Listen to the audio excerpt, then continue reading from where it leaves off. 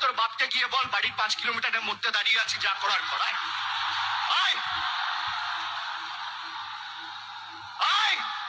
হিম্মত আছে? হিম্মত আছে? এই মেদিনীপুরের মাটিতে, তোমার মাটিতে, তোমার পাড়ায়, তোমার এলাকায় দাঁড়িয়ে তোমায় চ্যালেঞ্জ ছুড়ে দিয়ে যাচ্ছে। শুধু মুখের ভাষাটা দেখুন, মুখের ভাষাই হচ্ছে ওনার জীবনে পতন আনবে, ওনার জীবনে পতন আনবে। মানুষ রাজনীতি করে, কিন্তু এনার মতো এরকম জঘন্য মনে হচ্ছে রাজনীতি কেউ করে না, এরকম গালিগালাজ দিয়ে। আসলে দোষটা এনার নয়। অভিষেক, মিস্টার অভিষেক ব্যানার্জি, আপনি বেরোন। ভারত দেশের পক্ষ থেকে এসেছি আমরা জাতির কথা, বেশি লোক নিয়ে আসিনি, তাহলে তো বলবেন ভাঙচুর করতে এসেছি।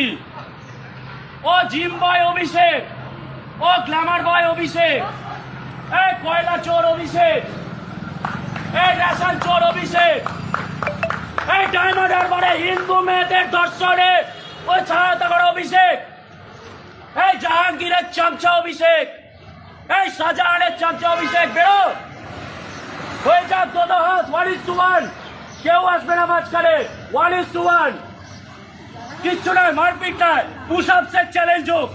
কিভাবে হবে ধরে নাও, একটু ধরো, পুশ আপসের চ্যালেঞ্জ হবে। তুই যদি 40টা মারিস, তোর বাংলাদেশের নামে জয় শ্রীরামের নামে 100টা পুশ আপস মারবো।